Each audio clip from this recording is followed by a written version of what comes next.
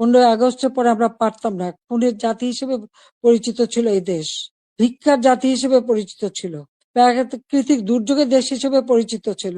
আমি সেখান থেকে বাংলাদেশকে উন্নত করে উন্নয়নের রোল মডেল হিসেবে সারা বিশ্বে বাংলাদেশের সম্মান নিয়ে এসেছিলাম।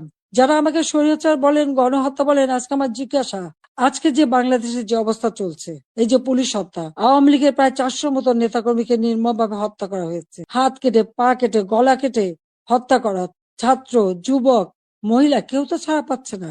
ছেলেকে পায় না বলে মাকে গ্রেপ্তার করা, মাকে গাছের সাথে বেঁধে অপমান করা, জায়নামাজের উপরে কুপিয়ে মারা অথবা আগুন দিয়ে পুড়িয়ে ফেলা, এ কি বর্বরতা!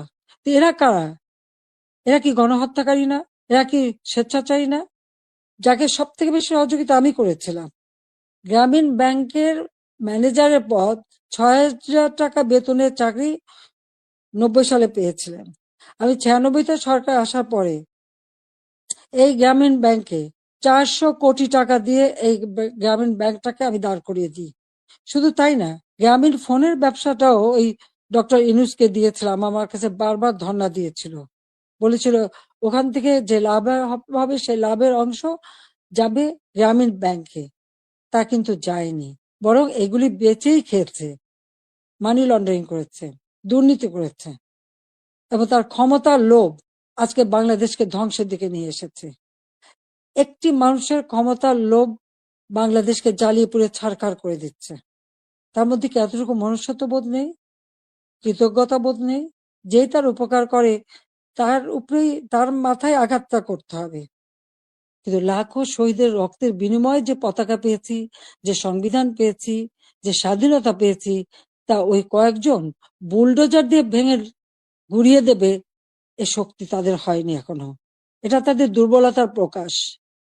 তারা একটা দালান ভাঙতে পারে, কিন্তু ইতিহাসকে তারা ধ্বংস করতে পারে না। ইতিহাস কিন্তু তার প্রতিশোধ নেয়, এটাও তাদের মনে রাখতে হবে।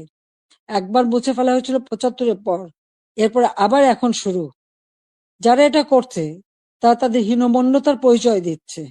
তাদের কাছে বোধহয় বাংলাদেশের স্বাধীনতাটা পছন্দ হয় না, ওই পাকিস্তানিদের মানে অধীনে থাকা আর তাদের পদলেহন করাটাই তাদের বোধহয় পছন্দ।